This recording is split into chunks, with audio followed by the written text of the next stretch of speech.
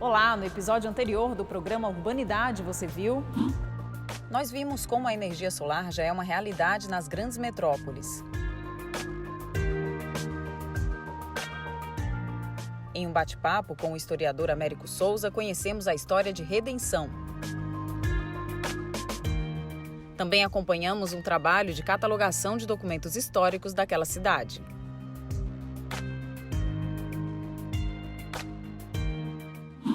Que tal repensar o uso do espaço nas nossas cidades? Vamos nessa? O programa Urbanidade está começando.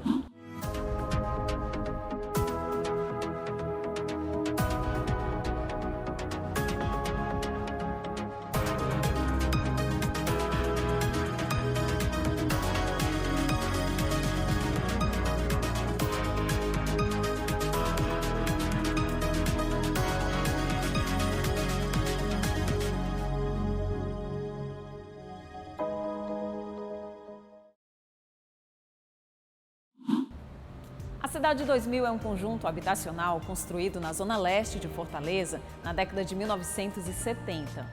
Hoje, décadas desde a sua idealização, a Cidade 2000 traz uma comunidade que usa os seus espaços, convive e gera emprego para as pessoas do próprio bairro. No programa de hoje, nós vamos compreender como acontece essa relação entre moradores e a Cidade 2000. Em nossa entrevista virtual, vamos conversar com a professora Clélia Lustosa, coordenadora do Laboratório de Planejamento Urbano e Regional da UFC, para aprofundar nossos conhecimentos sobre o tema. E para começar, vamos conhecer um tipo de pavimento que já está sendo utilizado e trazendo benefícios para toda a população. É o piso intertravado. Já ouviu falar? Confere!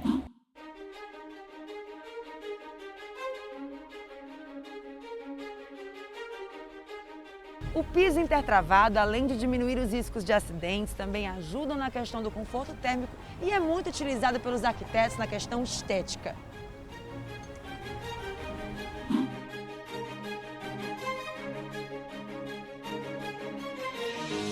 Nós estamos aqui na Varjota e vamos conversar com o Lucas Babadopoulos. Ele é professor de Engenharia Civil da UFC e vai contar pra gente como funciona o piso intertravado ou pavimento intertravado, né? Isso. O pavimento intertravado, como qualquer outro pavimento, ele tem várias estruturas que estão abaixo do que a gente vê e a gente vai chamar ele de pavimento intertravado quando a gente vê esses blocos que impedem as rotações e os movimentos uns dos outros. O que de fato consiste no piso intertravado? O que tem nele, assim, digamos? Essa utilização dos blocos é o que determina o que a gente vai chamar esse tipo de estrutura de pavimento intertravado. É concreto, mas o quê? Podem ser blocos de rochas, né, de pedra, aliás, muitos arquitetos até preferem, mas esses especificamente que a gente tem visto mais frequentemente em Fortaleza são blocos de concreto, eles são de concreto que a gente chama seco. Ele é prensado e forma esse bloco com pouco uso de água. Quais são as vantagens dele para a pavimentação comum? A pavimentação comum, mais comum que a gente vê no Brasil especificamente, né, a pavimentação asfáltica. Existem algumas vantagens para vias urbanas, né, de pavimentos intertravados, né, algumas delas são ligadas à estética, outras à segurança, mas em geral a gente vai ter distâncias de frenagem um pouco melhores para os carros, dá um pouco mais de segurança em situação de pista molhada, dá uma versatilidade de arquitetura muito maior para quem vai planejar a via. O fato da gente trepidar um pouco em cima desse tipo de pavimento faz com que o motorista, quando ele muda do pavimento asfáltico para o intertravado, ele reduza um pouco a velocidade. Até pelo barulhinho também, né? O barulho, a trepidação, tudo isso faz com que o motorista reduza um pouco a velocidade. Isso favorece o uso por pedestres, por ciclistas, daquela mesma estrutura. Na questão do conforto térmico, por exemplo, tem alguma coisa a ver, já que ele tem esses espaçamentos que a gente está vendo aqui, a água da chuva ela cai, penetra, tem alguma coisa a ver? Eu diria que tecnicamente a principal razão para esse argumento, na verdade, é o de conforto de fato térmico e mais pela coloração. Quando a gente tem colorações de superfícies que são mais claras, a gente tem menos absorção de energia que vem do sol e aí esquenta menos. De fato, há uma redução do efeito que a gente chama, normalmente com o termo técnico, de ilhas de calor. A gente reduz elas quando tem pavimentos menos escuros, como é o caso do asfalto. A gente sabe que na Holanda e em vários países, né, em várias cidades do mundo, eles utilizam bastante esse piso, esse pavimento intertravado. Você acha que pode ser uma tendência também aqui no Brasil? Eu acho possível, isso vai muito de uma lógica de uso das nossas vias que favoreça outros tipos de transporte não motorizado, por exemplo, o pedestre, o ciclista, como é o caso do país que você citou, ele de fato é um dos principais consumidores de pavimentos com blocos, né, pavimentação com blocos, que é a Holanda, lá é muita bicicleta, né, a maior parte do tráfego é por bicicleta. E aqui isso poderia ser uma tendência se a gente começar a querer usar a nossa cidade mais assim também, em vias urbanas principalmente. Então, onde ele pode ser usado? Na via urbana, ok, mas em Fortaleza, em que locais ele se adequa mais? Em que locais ele é propriamente para aquele lugar, digamos assim?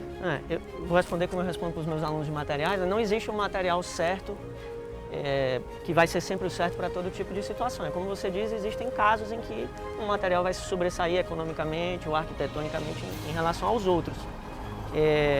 Eu, pessoalmente, eu gosto de andar em locais que estão com pavimentação intertravada aqui na Varjota, eu sou morador daqui, eu gosto que tenha acontecido essa transformação aqui porque eu uso melhor a pé as vias, os carros trafegam numa velocidade menor, né? Eu acho o lugar mais bonito e isso tem muito de apreciação estética e eu acho que isso favorece quem planeja a via a fazer. Mas é evidentemente você não vai colocar numa estrada uma pavimentação desse tipo que tende a reduzir velocidade e aumentar a trepidação para o motorista. Existem outros tipos de técnicas que favorecem esse nível. Você acredita que esse tipo de pavimento, esse tipo de piso, ele estimula a não utilização do carro e sim da bicicleta, de você andar a pé? Bom, se existe uma tendência de se trafegar a menores velocidades, em geral o motorista ele é apressado, né? Ele quer trafegar a maiores velocidades, ele normalmente reclama que existe limite na via, ele quer passar o mais rápido possível de lá. Então, é normal que se desestimule a passagem por aquela via por alguém que tenha esse perfil. Não é o meu caso, eu gosto de trafegar aqui, em vias urbanas. Agora, evidentemente, se você tem uma estrada que vai lhe dar maior velocidade e outra que vai lhe dar uma menor, você vai acabar, se você está dirigindo, escolhendo a estrada de maior velocidade. Mas numa via urbana eu acho que faz muito sentido.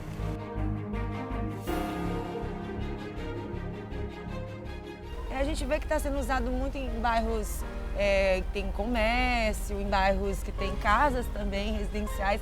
Você falou a questão do trânsito também. É importante nessa questão de evitar acidentes? Ele reduz os acidentes também? Eu diria que tem duas razões técnicas para acreditar numa redução de acidentes por causa do tipo de pavimento utilizado. Uma delas, no caso do bloco intertravado, é que a pavimentação intertravada ela gera, por causa do material com atrito com o pneu, uma possibilidade de frenagens em menores distâncias. Então, por exemplo, numa situação de chuva, isso pode ser muito útil para evitar um acidente, uma colisão, um atropelamento. E uma outra razão é justamente um estímulo ao tráfego em velocidades reduzidas.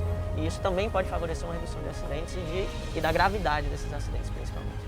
E para a população, para quem está a pé, por exemplo, a gente viu que onde nós estamos, tá uma coisa só, né? A pista ali e ali a calçada do outro lado, da mesma forma como aqui, está unificado. Perfeito. Você acredita que para o pedestre há uma vantagem também? Nós estamos numa calçada mais larga, que a gente pode andar, conversar mais tranquilamente.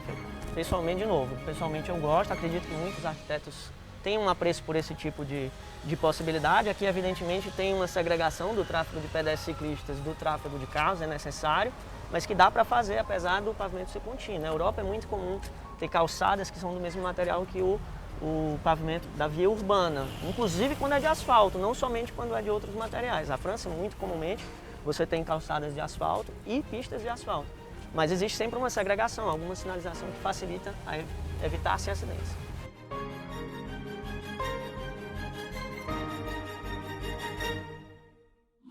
Antes da gente visitar a Cidade 2000, vamos bater um papo com alguém que sabe muito sobre o local e também sobre planejamento urbano. É a professora Clélia Lustosa. Olha só. Eu converso com a professora do Departamento de Geografia da Universidade Federal do Ceará, Clélia Lustosa, para a gente conhecer a história do bairro Cidade 2000. Como vai, Clélia?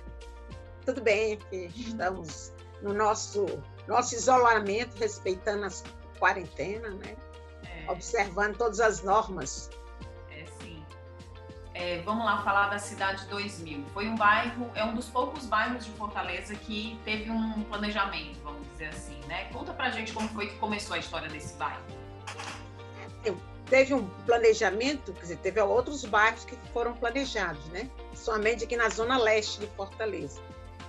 Mas a Cidade 2000 é um conjunto habitacional. Então, final dos anos 60, anos 70 e 80, a política habitacional do Banco Nacional de Habitação, do BNH, gerou a construção de vários conjuntos habitacionais pelo Brasil afora. E aqui em Fortaleza, alguns conjuntos foram construídos, como o Zé Walter, os conjuntos na Barra do Ceará, Assunção, Polar, né, o conjunto Ceará, e posteriormente outros conjuntos foram construídos na região metropolitana, em Caucaia e Maracanaú, principalmente, onde tem as maiores concentrações de conjuntos habitacionais. Na época que esse conjunto habitacional chegou lá, tinham questões ambientais que precisavam ser observadas? O conjunto foi construído nos anos 70, 1970. Né? Era o auge, tanto que ele é a Cidade 2000, que era a cidade do futuro. Né? E ele tem a forma da Taça Jules Rimet, que foi na época da Copa do Mundo. Então, tem a forma dela, se você olhar nas imagens de satélite, você vai ver essa forma de uma taça. Então, ele foi construído num período onde os vários conjuntos habitacionais eram edificados longe das áreas centrais. Por quê? Porque a procura de terreno mais barato. Então, as construtoras, né, através de financiamento do BNH, no caso da Cidade 2000 foi a Terra, eles construíram aquele conjunto, né, em áreas que eram distantes, portanto, sem infraestrutura, sem serviços, porque com o objetivo de baratear o preço da casa. Isso encarece para o poder público, que é obrigado a colocar rede de água, rede de esgoto, transporte, posto de saúde, segurança, linhas de ônibus, né? Então, toda essa política de construir conjuntos distantes gerou sérias despesas para o poder público e favoreceu também a expansão da cidade em direção a esses conjuntos, porque o Estado, ao colocar infraestrutura e serviço, acabava valorizando os terrenos entre o conjunto e o centro da cidade. Então, gerou a expansão urbana, a especulação imobiliária em várias áreas de Fortaleza. Em que contexto o bairro está inserido na cidade de Fortaleza? O conjunto, ele, na época, como eu dizia, era um conjunto popular, né? Hoje em dia, assim, é um conjunto popular numa área não popular. Até que ponto hoje ele é um conjunto tão popular, né? Porque a localização dele, a ocupação do entorno por grandes equipamentos, né? O shopping do Rio Mar, a proximidade da Praia do Futuro, da área de lazer importante, né, nas praias, e a construção de grandes edifícios, a proximidade do bairro mais chique de Fortaleza, o bairro de Lourdes, né, a Lagoa de Lourdes. Então, ele está cercado de bairros de alta renda. Isso favoreceu a valorização das casas da Cidade 2000. Então, muitas pessoas, alguns artistas passaram a morar na Cidade 2000 e pessoas de renda mais elevada pela localização e pelos serviços que oferece, né? Então, a Cidade 2000, na época da minha dissertação, do mestrado, eu levantei, uma das questões que eu levantei era a questão da segregação espacial. Primeiro, a hipótese principal foi que o conjunto contribuiu com a expansão da cidade para a Zona Leste, né? Porque justificou a implantação de infraestrutura e serviço em razão da pressão da população, dos movimentos urbanos, né, que estavam nos anos 80, era o auge dos movimentos sociais organizados, pressionando o poder público. Também era o período da abertura política, né? Então isso favoreceu a organização desse movimento. Então isso foi um dos fatores que contribuiu para a expansão da cidade para a Zona Leste. Cidade 2000 foi conquistando algumas infraestruturas e serviços, né? E além disso, além desse fator da expansão urbana, né, que era uma discussão entre segregação e integração no bairro, né, teve o problema ambiental, né, que eu já falei aqui para você, como as fossas estouraram, as lagoas invadiram o conjunto, e isso também organizou os movimentos, né? E uma das questões que eu levanto, também, é como o conjunto habitacional ele se transformou num centro prestador de serviços. Clélia, muito obrigada por essa conversa. Adorei conhecer a Cidade 2000, um pouco mais da história dela. É um exemplo, né, para a própria cidade. Eu que agradeço essa oportunidade de falar esse tema que foi tão rico para mim e gerou uma experiência de conhecer outros espaços da cidade com mais profundidade. Agora sim, vamos conhecer a simpática Cidade 2000, um bairro de Fortaleza que conquistou o coração dos seus moradores e também de quem não mora por lá. Confira. Agora que a gente conheceu a história de como surgiu a Cidade 2000, estamos aqui para mostrar como os moradores ocupam os espaços da região. E não podíamos estar num lugar melhor do que uma praça. E essa é só uma das várias que tem por aqui. Para uns é local de encontros, socializar, praticar exercícios físicos. Para outros é de onde sai sua fonte de renda. E assim cada um, com seu interesse diverso, movimenta e dá vida ao bairro. Olha só que eu encontrei aqui, um morador que a história dele acompanha a história do bairro, né, Sérgio? Conta pra gente a tua experiência, como era no começo aqui na 2000? Eu cheguei aqui na Cidade 2000, eu tinha 8 anos de idade. A Cidade 2000 era um bairro totalmente diferente do que vocês estão vendo hoje. Era um bairro bem pacato, bem assim, tranquilo mesmo. Aqui eu andei em todas essas quadras de bicicleta, subia nos pés de mata-fome para comer o mata-fome. Então a minha infância basicamente foi toda aqui no bairro. Era muito, aliás, continua sendo muito acolhedor e muito caseiro mesmo. O pessoal daqui, ele tem esse amor pelo visitante que chega, principalmente nos dias de hoje. Eu ia perguntar exatamente isso, a relação entre os moradores, como é? Bem, hoje há muitos anos atrás, eu comecei o meu comércio com a minha pirâmide, que é conhecida, com caipirinha, então ela tem uma relação muito forte com muitos moradores daquela época. Começou em 85 e foi um período que marcou muito a nossa juventude, né? Que hoje nós estamos todos de cabelos brancos e eles trazem seus filhos, e hoje virou um ponto nostálgico para relembrar aqueles tempos da Cidade 2000. Essa praça é um clássico, né? As pessoas de outros bairros vêm para cá comer aqui, né? Tomar uma caipirinha. E o senhor trabalha com isso aqui, né? Vende a sua caipirinha, vende os seus quadrinhos. Tenho meus quadros hoje, a minha arte também. Eu quis resgatar de novo a caipirinha, né? Então a minha caipirinha é conhecida. Então vem os amigos, como eu já falei, e vem novas pessoas que já pelo conhecimento, né? Da caipirinha e do ambiente, né? Que chega muito amigos antigos, amigos que estão longe. Então virou um ponto nostálgico. E a pracinha aqui se tornou um grande polo gastronômico de Fortaleza. Hoje a Cidade 2000, eu tenho um orgulho hoje da Cidade 2000, porque hoje aqui tem tudo, tem todos os tipos de alimentação, e essa pracinha, ela é preenchida de pessoas de segunda a segunda. Finais de semana é com mais intensidade, apesar dos horários que nós estamos cumprindo, mas é um ponto de referência muito grande de Fortaleza aqui, o bairro Cidade 2000, principalmente a área gastronômica na noite aqui de Fortaleza.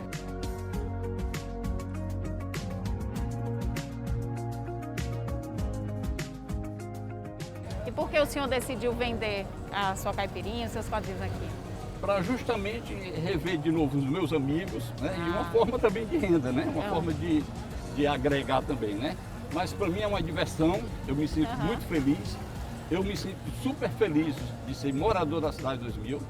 Eu tenho um orgulho da Cidade 2000. Eu me lembro quando a minha mãe comprou aqui a casa, em 1972, e tinha uma pessoa que fazia programa na TV, que o slogan que ele vendia a casa, esta é a Cidade 2000, o orgulho de Fortaleza, seja bem-vindo. Era uma forma dele vender as casas da Cidade 2000. Eu nunca, desde pequeno, eu nunca esqueci isso aqui. Naquela época, a Cidade 2000 era como se fosse uma coisa do ano 2000 futurista.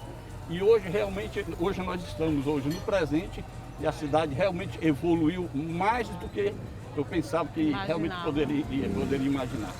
Que sentimento, né? A Cidade 2000 desperta em você?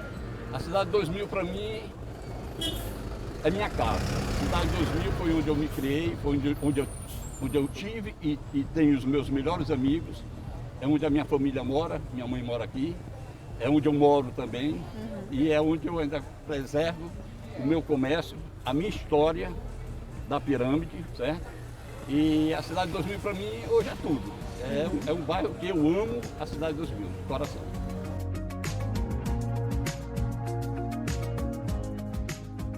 De diferentes gerações falam sobre como se sentem em relação à ocupação da Cidade 2000.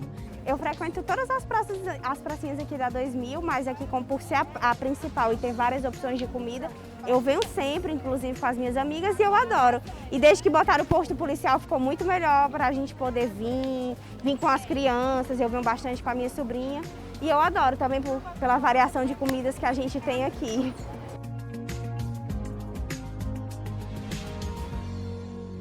A Expedita Maia mora há 40 anos no bairro.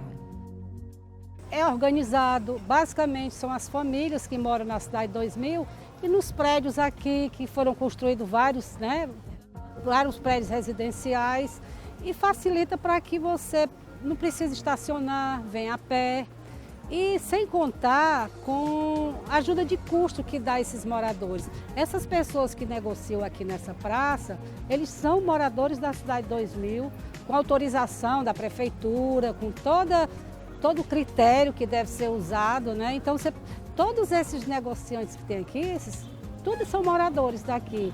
Então, é o ganha-pão de cada dia e é uma coisa que é bem feita. Você senta numa pracinha dessa, numa mesa, você come uma comida saudável feita por pessoas daqui. E ela é conhecida porque vem gente de longe comer os churrasquinhos daqui, né? As comidas típicas que tem aqui.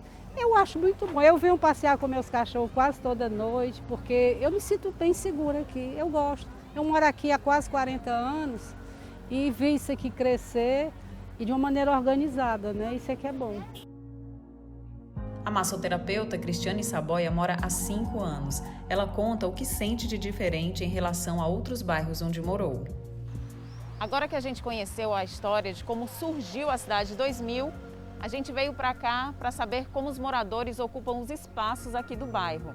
E não podia ter lugar melhor do que uma praça, porque aqui só o que tem é praça. Quem vai me ajudar a explicar como funciona a dinâmica, o comportamento dos moradores daqui é a Cristiane, que mora aqui há 5 anos, né, Cris? Como é que funciona? Quais são as atividades que vocês fazem principalmente aqui? Aqui nós temos a ginástica, né? As crianças brincam, tem um parque para as crianças, tem a praça de alimentação. Temos várias praças aqui dentro do bairro, né? A principal que é a de alimentação, que vem muita gente, essas coisas assim. E aqui todo mundo tem alguma coisa para fazer, toda hora, né?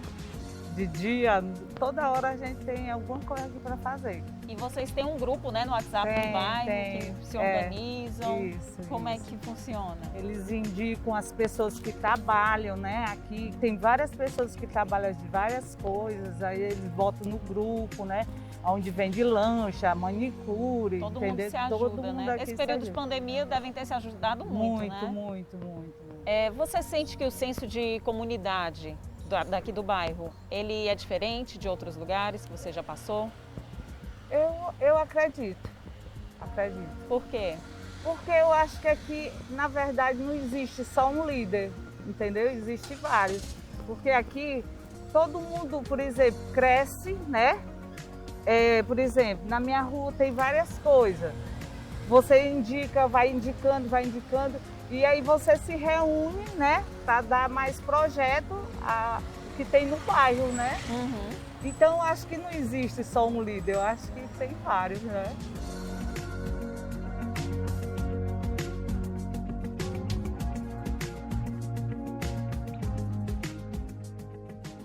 O programa Urbanidade de hoje chegou ao fim, mas não se preocupe, que para nós não falta assunto. Nossos encontros são às terças, quintas e sábados aqui na TV Diário. Até a próxima!